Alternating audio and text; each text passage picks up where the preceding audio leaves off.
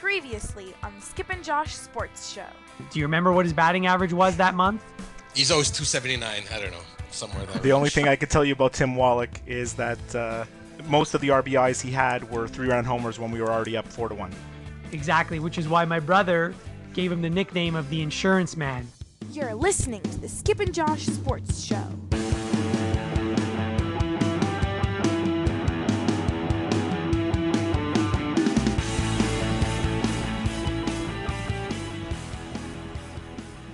Skip.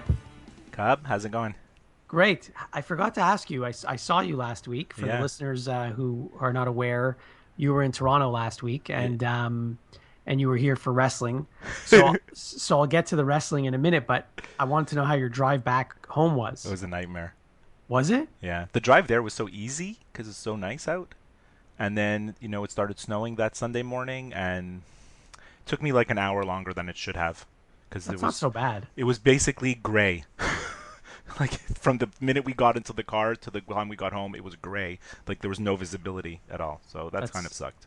Yeah. At least it was daytime though. Not when I got there, because it gets dark so early now. So after like 4:30, it was dark already. And so I know that you went to wrestling on Saturday night at the ACC with your son. Yeah. How was it? It was good. I mean, he's big into it. I took him and two of his friends, so they loved it. And the crowd. I mean, look, I don't know if there's WWE fans out there. I'm like there's tons of them. I'm on the periphery. I watch it because he watches it sometimes, so I follow what's going on. But we didn't see the main show. We went to see what's called NXT, which is like the up and comers. But in a way, it's like much more hardcore fans. So, I mean, the atmosphere inside the arena is you can't even explain it. I couldn't even explain it properly in words. Like, the fans are literally chanting every time. There's all kinds of weird chants going on.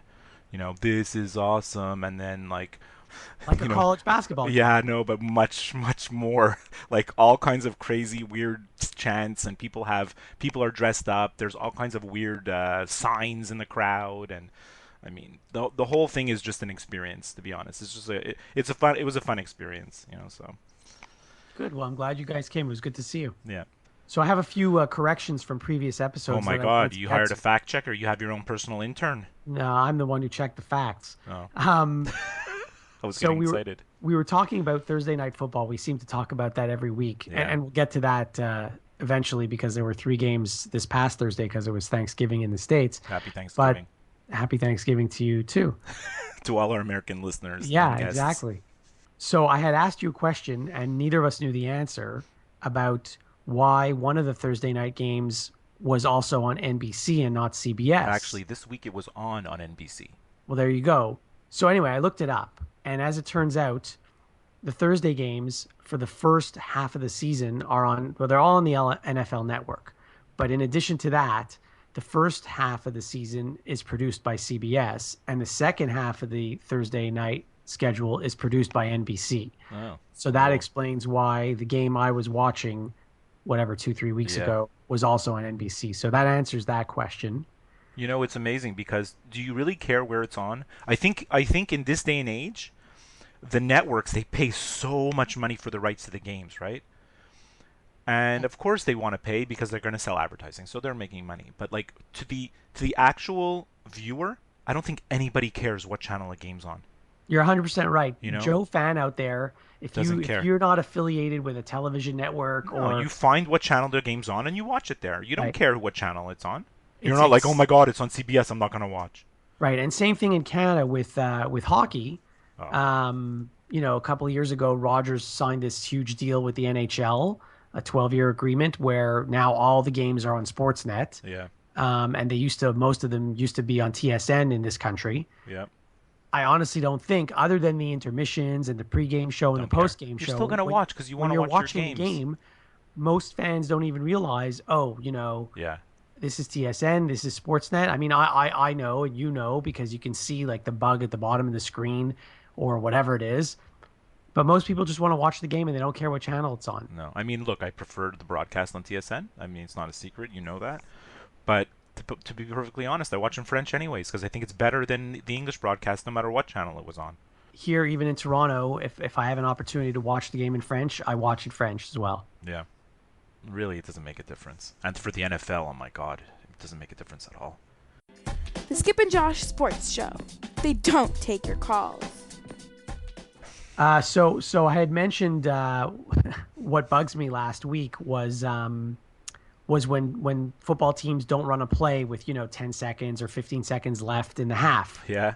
So sure enough, like the day after we had this conversation, the Steelers, they were playing against Cleveland, and it was the end of the first half. There was 15 seconds left, and the Steelers ran 3 plays.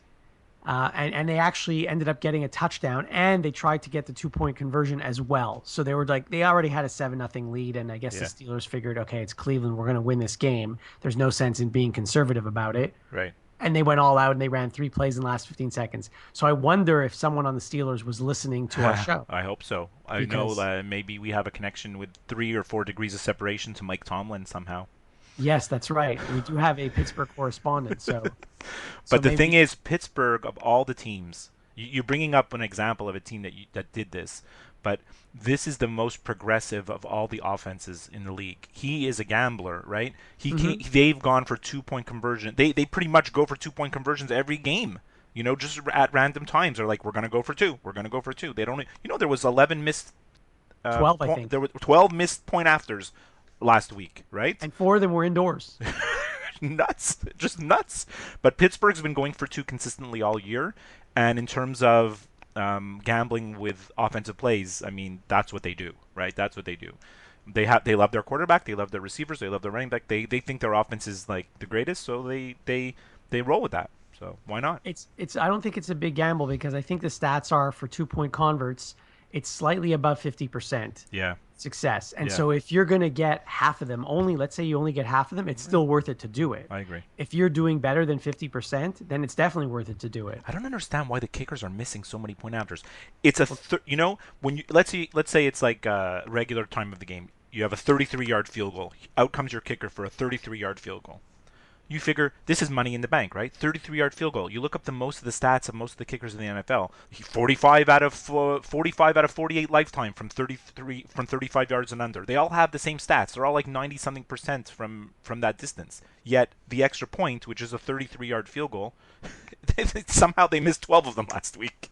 I don't know. Again, some of them were outdoors, so maybe it had to do with wind, and then maybe some of them were pressure situations. I'm not really sure. Well, I mean, pressure situations. I mean, it's still like. But yes, but it's never 100%. I mean, when it was from 5 yards out or wherever, or 10 yards out. No. They moved it back to make it some degree of difficulty because it was getting ridiculous. Right, and that's why now coaches are having to think, maybe I should go for 2. Yeah. Which I think makes it more interesting. Yeah, for sure. Especially now the team's figured out this thing about jumping the center.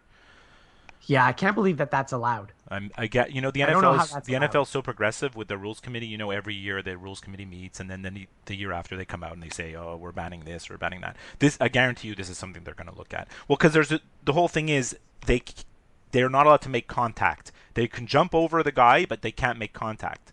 But the problem is, you saw there was one play this year. The guy in Seattle, he jumps over and he basically kicks the center in the head, and the ref didn't call a penalty.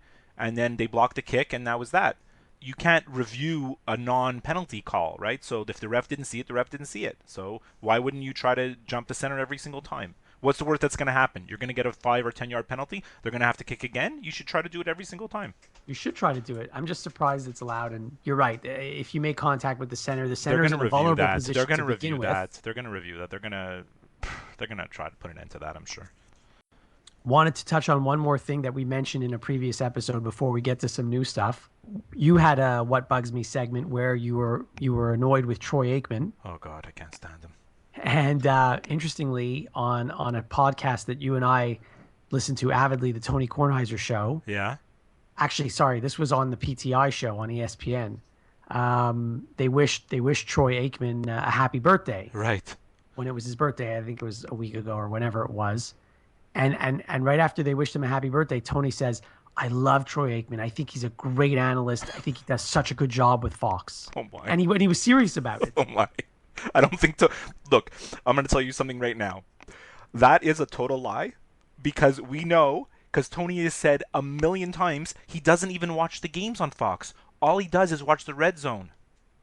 I think he does watch the games on Fox when the Redskins are on, though. So I don't know if God. he was referring to a game that Look, the state of that Aikman was announcing, doing. the state of announcing these days of the color commentary, it's gone downhill. The Skip and Josh Sports Show is back. So I want to ask you if you went to the Impact game this week. I didn't go. I mean, first of all, I would have tried to go if it was at the Stade Saputo, the regular home field, which only sits like 20,000. But I have no interest in going to the Olympic Stadium. Like, it's at the Olympic Stadium. Great, I could have gone there. They sold 60,000 tickets. Great, I'm happy for the team, but I have no desire to go to that stadium. Like you know, like where I live in the city, it's a real crazy pain to get there. Just the whole It's a schlep. it's a schlep. The whole organization, you know, when you get there, it's going to be all disorganized, and of course it was. You saw the thing about they didn't even paint the lines properly. I mean, that could only happen in the Montreal. That could only happen at the Olympic Stadium, where they don't paint the lines properly. That's just a joke, you know. To be honest, there was some such. Twitter is so good in situations where weird stuff is happening, you know. Okay. And actually, the best line of the whole night is they come out, they repaint the lines, right? Takes a half an hour to get the machine out. They have to measure and everything, and then they repaint the lines. And then they came out. A guy comes out with a leaf blower, you know, a dryer, and he's drying the paint, physically, like going over it with the dryer. And Andy Petrillo was actually doing the game on TSN, and she says, "We are literally watching paint dry." It was just, what gets better than that? It's so good. I mean, so good. That's a great line. Yeah. So are you going to go to the second leg in Toronto? I guess not, right? I'm not gonna You're go not a to fan the at second all? leg. No. I may like tune in on TV, but it's on a Tuesday, right? Wednesday. Oh, Wednesday. So then maybe I'll be able to watch. I play hockey on Tuesdays and Thursdays, so if it's on a Wednesday, I might be able to watch Yeah, a bit it's on of it. Wednesday, so it should be interesting. I mean, you know, it definitely hit here in Montreal. Like 60,000 people went to the game, so obviously they're doing something right. And there was a Habs game the same night, so there's 80,000 fans at sporting events in Montreal, which is pretty crazy, right? That's impressive. That's the second biggest crowd they've ever had in MLS. The other time was that for the final game, which was in the Foxborough, you know, like at the football stadium. So, I'm sure you remember the Montreal Manic. of course, I mean, I was little, but I remember seeing the headlines in the newspaper, 50,000 people there. And Yeah. I mean, Montreal is same with Toronto, right? It's a very ethnic city. And what the Impact did right, the Impact, we don't want to get into the whole history of the Impact. Like, for the listeners, I don't think anybody cares about it. But the Impact have existed in some way, shape, or form for many years. Before they were in MLS. They were in the U.S., they were in different lower leagues, right? And they struggled and struggled and struggled, and there was always rumors that they're going to fold, and of course they had no money. I mean, they weren't paying anybody anything. And then one guy, basically, who loves soccer, who has more money than God, just said, I'm going to support this team. I'm going to build the stadium with my own money. I'm going to invest in this, and I'm going to make it work. And that's Joey Saputo for the cheese company, right? So he's invested all his money and time, his own personal money, to make it work, and he is making it work to his credit, right? They built the stadium. They have very good attendance. Look, they sold 60. It's garbage to go to the Olympic Stadium. It's a terrible decision in terms of fans to go to the Olympic Stadium. You saw the turf is substandard. It's dangerous. The stadium's garbage. They couldn't paint the lines correct. Like, the whole Olympic Stadium is a joke. Obviously, it's more enjoyable to watch the game at the soccer only stadium, which is their home field, but it's cold weather here, and that's the game's outdoors, and they wanted to pack it in. You know how much money they made? 60,000 fans. They just made a fortune, that team, for doing that. The Alouettes used to have their playoff game at Olympic Stadium also because they could fit more fans in there. I went to more than one playoff game at the. I went to at least one or maybe two games at the Olympic Stadium playoff games, thanks to my ticket connection at the time. Yeah. You. But I don't know. Did you watch the Impact game? No, right? No, it was on a Tuesday. The other thing that happened was about 10 minutes into the game, the TSN feed just disappeared. Really? Yeah, they had a bunch of audio problems and the feed cut out, and I was like, "Whoa, what the hell is this?" All this, I didn't notice it right away, and then I was like, "Hey, they're advertising Chipotle on the sideboards." Mm-hmm. I'm like, "We don't even have Chipotle in Montreal. Why are they advertising this?" And then after 2 seconds, I realized, wait a minute, these are the ESPN announcers. So their TSN's feed cut out, and they right away switched to the ESPN feed. But what's amazing is that on the French broadcast, they still had their own feed. I don't because know. RDS brings their own mobile trucks there. Yeah. When you hear the TSN feed, I mean, they're okay, but the ESPN broadcasters, it was really interesting to hear what they had to say about Montreal, Toronto, and the American look into a Canadian event, basically. So it was good. I'm surprised ESPN even covered that game with two Canadian teams in it. Well, they are. They're covering. They're invested in covering the MLS playoffs, no matter who's in it. So the games are on, right? Okay. Yeah. It was good. It was good, and that the Impact games, they have this bell. You never see this? They have this bell, this huge bell. So when the Impact score, they ring the bell, like ding ding. It goes crazy, and the fans go nuts. So for the playoff games, for all the games, they usually have like a pseudo celebrity who comes and rings the bell. One time it was Tony Marinaro from the radio station, and then one of the last games of the year, they had a player from the Canada women's soccer team who's from Quebec. She rang the bell. So at this game, they had Jean Pascal. I don't know if you know who he is, but he's a boxer. I don't. Right, he's a boxer, and he's a former blah blah blah champion, WBC. I don't know what the federation is, but he's former WB something champion, and he's from Montreal. So they had him ringing the bell. So when the Impact scored, they're like, "Oh, the bell's ringing," and the ESPN announcer actually said who he was. I'm like, kind of, I mean, if he really knew who he was or just had his research team doing it, who knows? But I thought it was interesting. That's our Impact segment. Yes. Are we going to talk about the Grey Cup? We can. Actually, I don't want to. So that's the Grey Cup segment. Well, one thing I'll mention. So you're talking about painting lines on the field and how they didn't do it properly in Montreal. So the Grey Cup is at BMO Field tomorrow here in Toronto. Yeah, that's why the Impact and TFC can't play on the weekend. Correct. So the game's on Wednesday, as you mentioned, but that doesn't give them a lot of time to erase all the lines and logos from the Grey Cup and then repaint the new stuff for soccer for Wednesday. And keep in mind, it's natural grass. It's not artificial surface. So the football players are going to chew up the field on Sunday, and then the field might not be in such good shape come Wednesday. Wow. And I know that talking to soccer fans in this city who love the Toronto FC, who could care less about CFL football, they were not happy when it was announced a year or two ago that the CFL team would be moving into BMO. Right. They wanted to have BMO all to themselves. They didn't like the fact that they had to share a stadium with a football team, that the football players were going to chew up the field and ruin it for soccer and stuff like that. This is the TFC management that's deciding this, no? I mean, obviously they've gone into a partnership of some kind.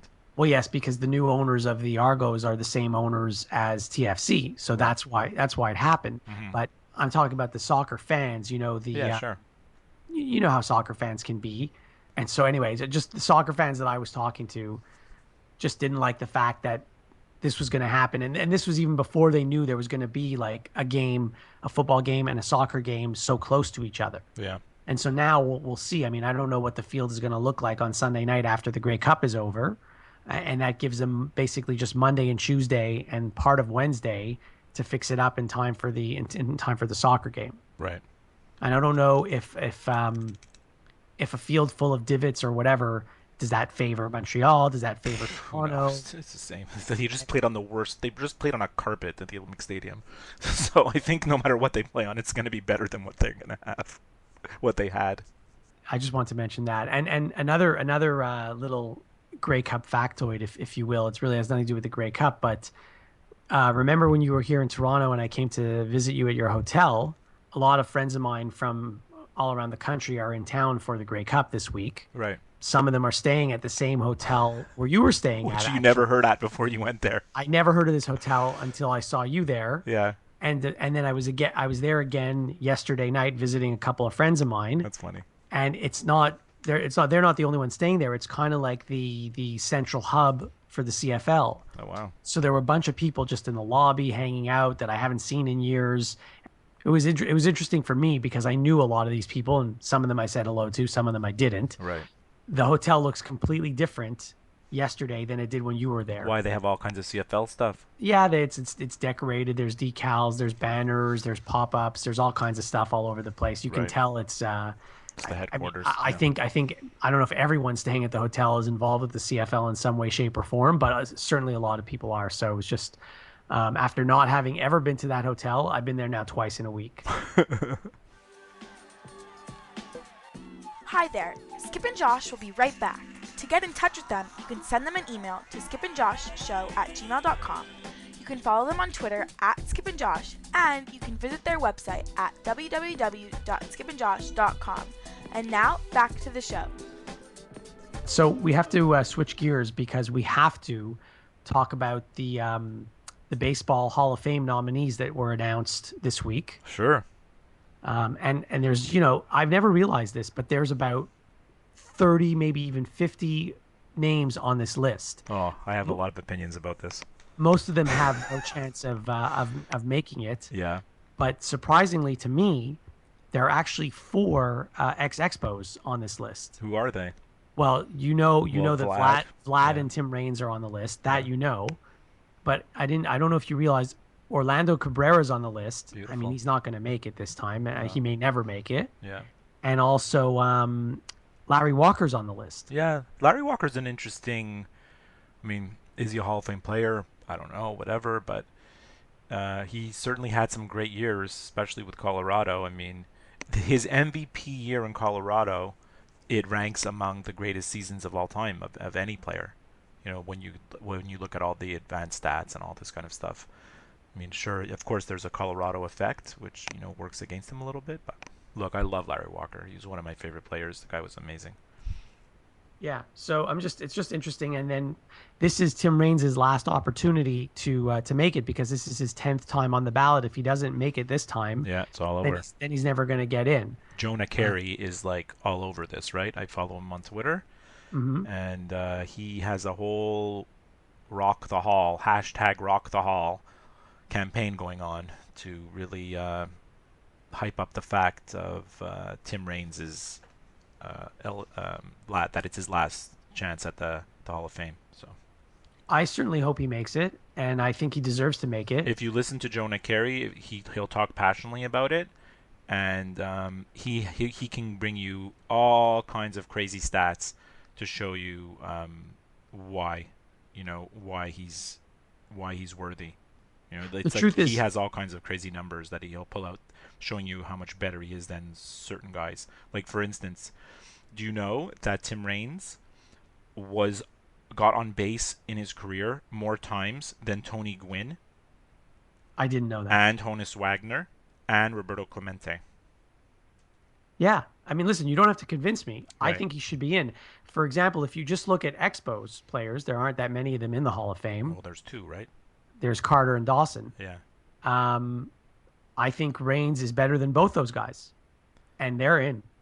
So if Carter I and don't know Dawson about are better, but a different player, okay, you can't compare him to Carter because Carter was a catcher, Yeah. but you can certainly compare him to Dawson. Yeah. Well, 'Cause Dawson was an outfielder. Dawson has Dawson the was power fast. numbers, right? The power and the RBIs, which traditionally it was what voters looked at, right?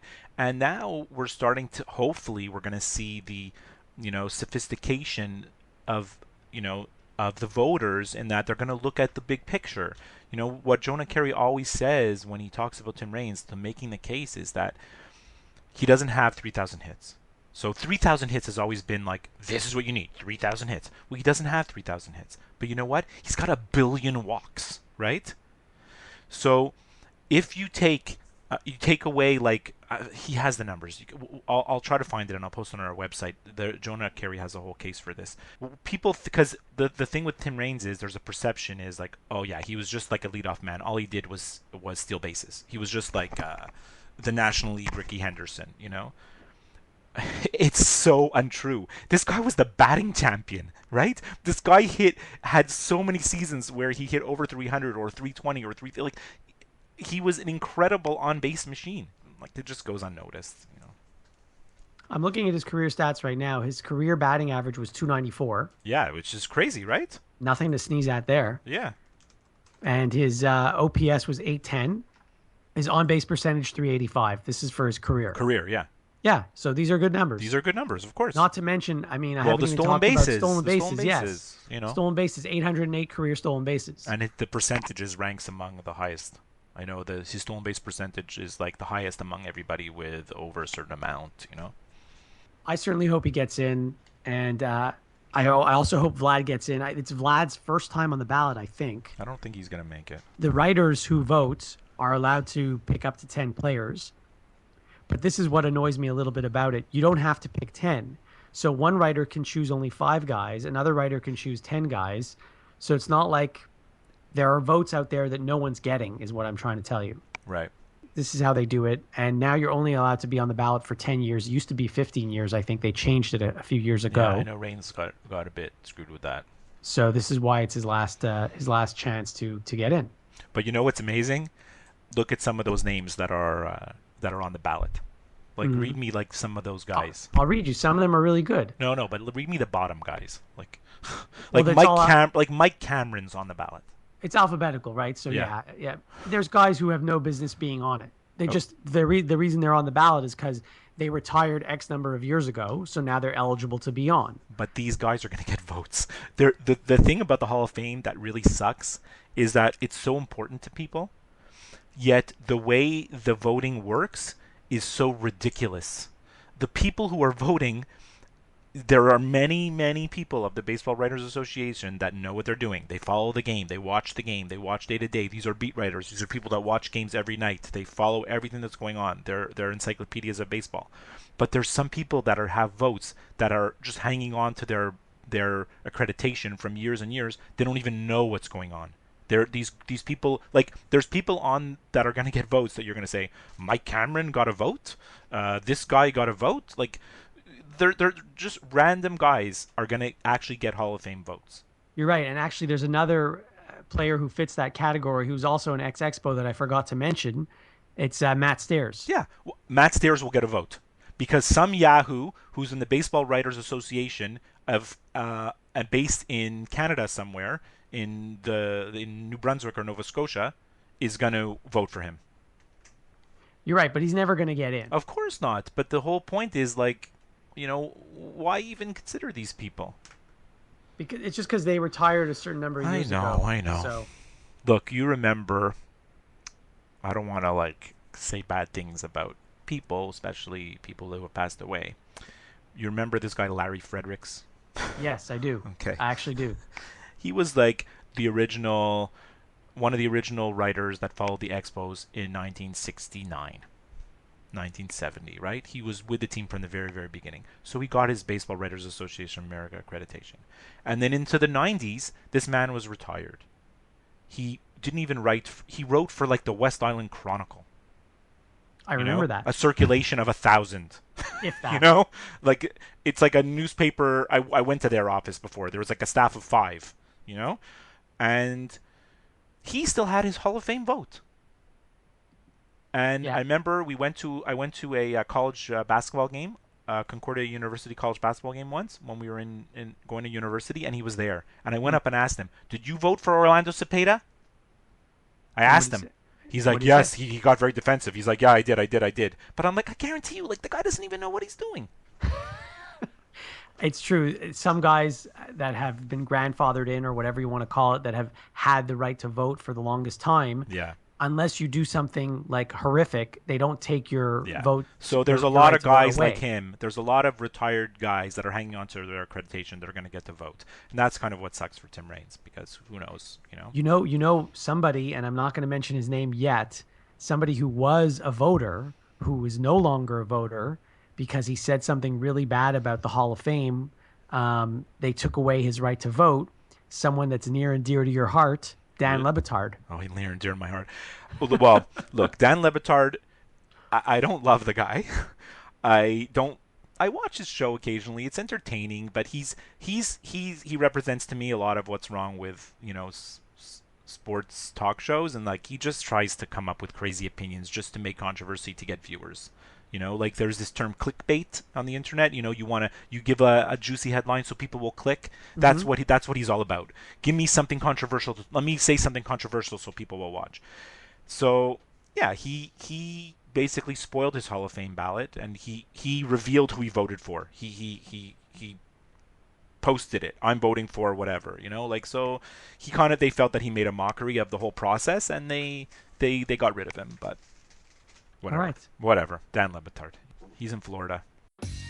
You're listening to Skip and Josh Sports Show. We haven't talked about Duke yet on this episode. I haven't really watched any games. We can't watch. I follow them on all the social media, and I watch the highlights. So, I mean, they've only lost one game all year, and that was to Kansas. they're still playing with a super short bench, right? All those 3 high school big men that they have are not playing yet.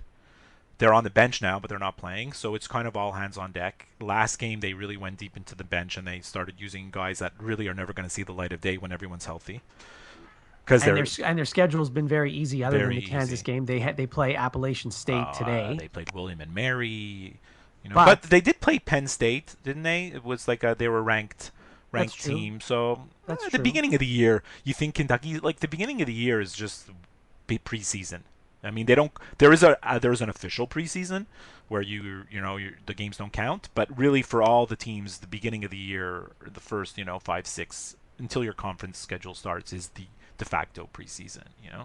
Next week, Duke's playing against number 24 Michigan State. But that should be good. And I Tom think Izzo. that game's on TSN in Canada, so We'll be so watching. that'll be interesting. Yeah. What I really wanted to mention about Duke, I know that this season just started, a couple of weeks ago, Yeah.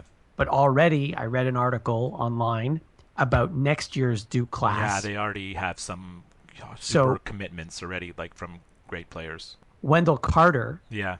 who is in the top 100 high school recruiting class, has committed to Duke already for next season. Yeah. Which I can't believe that they do it so early. Like this season just started and they're Yeah. already talking about next season. We're in the era of we're in the era of one and done. Yeah. And as much as I love college basketball, and that March Madness is just a magical 3 weeks of basketball.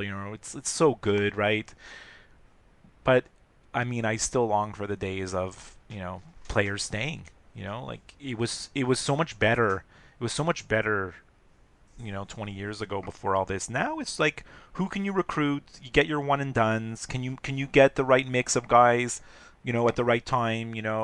Maybe you have another guy staying for a second year, and you get a great, freshman player. Like, it's so difficult now. It's kind of hard to watch. It's kind of hard to follow because you don't know who's on your team from year to year. You follow the logo. We follow the logo. We follow the team that we love.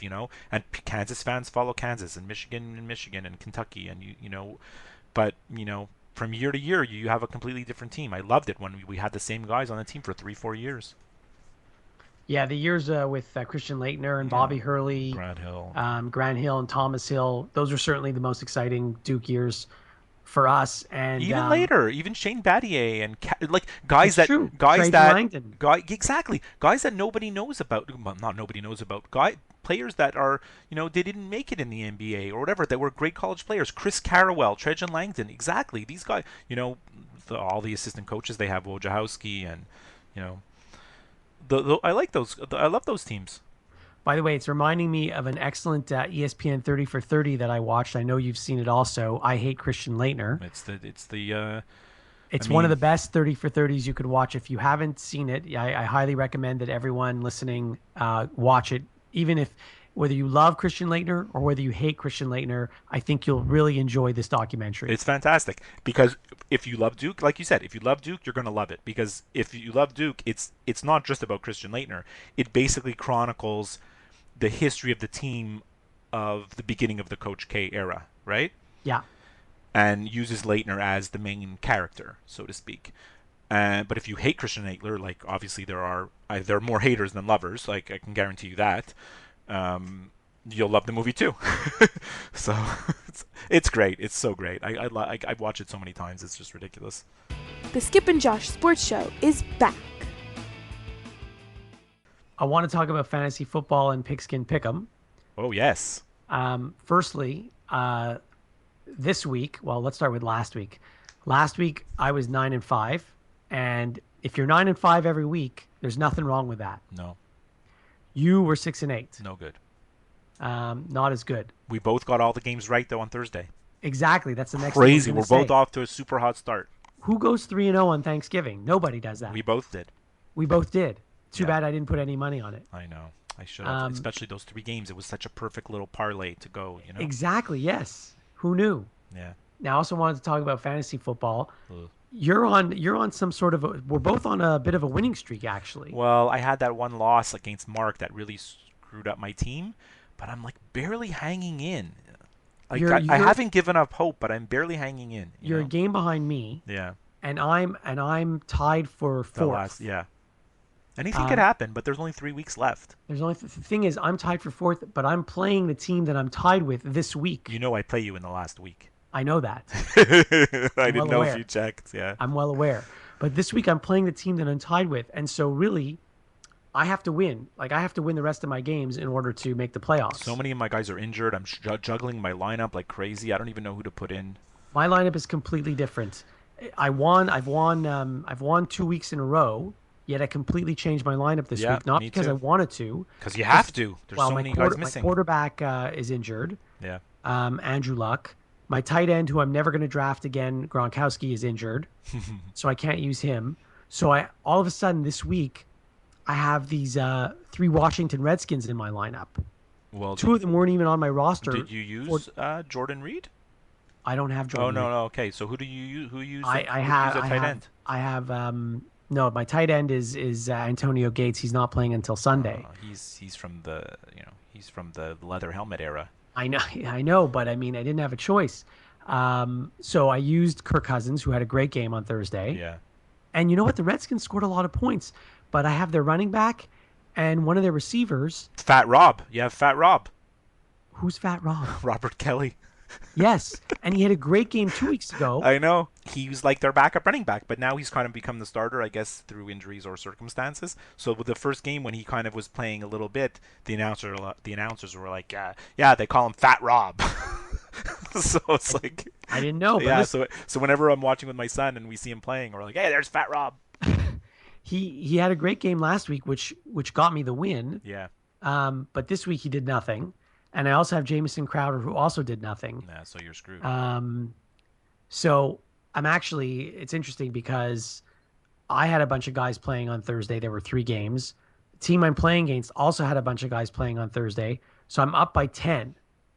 And I have 6 players left. 6 players left. Yeah, you're right now you're favored. You're favored And by 9. They have 5 players left. So it's doable. Yeah. It's doable. I'm winning 26-0ing. You are. Well, I mean, because he hasn't had any players yet. Yeah. He hasn't had any players yet. Well, it was good. I used Roethlisberger because Brady was a little bit questionable, so I threw in Roethlisberger. So that was good. He had a good game. On a Thursday yet. Ugh. Well, I mean, this wasn't like a normal Thursday. This was the Thursday where you could watch, right? I mean, the Thursday night game is often so, like you said, it's so. Right. This was actually a good Thursday, but yet I didn't watch any football at all. Well, I was working, so hockey. So okay. Do we want to do a What Bugs Me segment? Yeah, I want to mention a couple of things before we do What Bugs Me. Okay, go ahead. In the spirit of, you said, the fact checking. Yes. In our last episode, you talked about how we both talked about how we hate when people throw their hats on the ice. Like, we don't hate it, we love it, but we're wondering, like, who are these crazy people that throw their hats on the ice for a hat trick, right? It's basically like hats. It's basically like pulling out your wallet and throwing a $20 bill on the ice is what it is. 100%. So one of our listeners actually contacted me and said, check out this link. And it was in Philadelphia at the Wells Fargo Center. Whenever someone scores a hat trick, they collect them all, and they have a shrine in the stadium that you can go see somewhere in the arena. They have a shrine of all the hats that people have thrown. And I posted a picture of that shrine on our website. The other thing that I want to mention, when I was researching about these, just looking up about hat tricks, I was trying to find the right picture of the thing. So I stumbled on other things about hat tricks. So there are quite a few teams that gather those hats and they give them to charities. So like in Pittsburgh, they gather up those hats and they donate them to kids charities, so, which is kind of cool. That is nice. Yeah, that's all I got. Okay. So what's bugging you? You're kidding me? Boy, are you bugging me, man? I'm gonna When I get, I'm gonna nail. Ooh, God. I'm getting bugged now. Whoa, man. Well, this one isn't really a big one. This is just, I don't watch the NBA much, but I do watch a lot of highlights on SportsCenter and stuff like that. Yeah. And one thing I've noticed, and this is over the years, and not just this year, in the NBA, they never call traveling. Oh God, traveling. That doesn't even exist. That if you look in the rule book in the NBA, I bet you there's no page for traveling. I mean, there shouldn't be. If there is one, they should tear it out because they never call it. And then when they do call it, it's so ridiculous because if they pull out random times they'll like the ref will call out, oh, that's a travel. I'm like, but well, you didn't call the other 50 before that. It's so stupid. God. So I don't know what traveling is anymore. I don't know if it's actually a rule. I don't know if, but it never gets called. Yeah, no, it doesn't. And it's not as bad in college. They're more strict, the refs in college, but NBA, they just let them do whatever they want. Oh, 100%. And I mean, look, I understand sometimes a guy's like on a clear break, there's no one in front of him, there's no one for, like he's all alone going in for a dunk, and a lot of times they travel because they're just trying to set up a flashy dunk, so they maybe take an extra half of step. I'm cool with that. That's like in the spirit of the game, But there's so many times in NBA games where guys are taking a million steps. I mean, there's classic ones. There's classic ones because you can look up. So on Instagram, I follow this guy called House of Highlights, and every day he posts highlights of stuff going on in sports. It's really quite fascinating. So he posted stuff last year of I'm pretty sure it was DeAndre Jordan on the Clippers, literally taking like. They count them. He's literally taking like 8 or 9 steps because he's got the ball in the post and he's moving his feet. He's moving left, moving right, changing his pivot foot. Like it's the most egregious traveling you could ever see in your life. And somehow, like that's cool. So why not just let them? Why not play with like a tennis ball or or like move the 3-point line to 5 feet away? Like the rules don't even mean anything anymore. Yeah. Well, I'm glad you agree with me on that one. Oh, God. Well, I mean, it doesn't bug me like it bugs you, but it's just so stupid. I mean, God. Yeah, this one doesn't bug me as much as the other ones. So but what do you have? Give me another one. Another one? Yeah. 2 in 1 episode? Why not? We'll double All right. up. Okay, so again, watching highlights. Yeah. And this has been going on since I was 10 years old, maybe. Ever since I started watching sports highlights. You'll see they'll do the highlights for a hockey game and they'll tell you, final score 5-3 and so-and-so got a goal and 2 assists or whatever. And they always emphasize when a guy scores a power play goal as if it's a great thing. Like he scored 3 goals, but 2 of them were on the power play. But why is that a good thing? It's easier to score on the power play. It's not more difficult. You shouldn't be emphasizing the power play goals. You should be emphasizing the even strength goals. Those are the hard ones to get. If you look at some of the top scorers in the NHL and you take away their power play points, they have hardly anything. It's true, Most of their points are scored on the power play. When in the last few years, when the Canadians, there's so much scrutiny on the team, right? So they pull out these stats and they show like Alex Galchenyuk, he has the most even strength points, like he's up in the top of the league in even strength points. Like they make a point of showing like the even strength points as the most important thing. You're super, it's so true, right? They emphasize power play goals. Like who cares? I mean, it's great to know that he scored a power play goal. Shea Weber has 6 power play goals this year. Great, that's fantastic for him. But like you said, it's easier. It's so true. It's easier to score or get points when there's one fewer player on the ice from the opposing team. This is why you need to listen. People should listen to our show because nobody except you will actually even think about this. I think about interesting things. You think about things that are like, I'm like, okay, like it's just so normal that they show who scored a power play goal, but like I would never even think about that. So that's what bugs me. That's what bugs you? Yeah. Okay, that's good. Good stuff. So I just want to mention. Of course, we're available on iTunes, Stitcher, Google Music. You can go and listen and download the episodes on our website, skipandjosh.com as well. And if you are listening, we'd like to thank all the listeners already. We've got overwhelming support, for our little project right now that's starting off. And just please give us a like, give us a review on all the various sites like iTunes and everything. It makes a difference for us. I echo your sentiments. Yeah.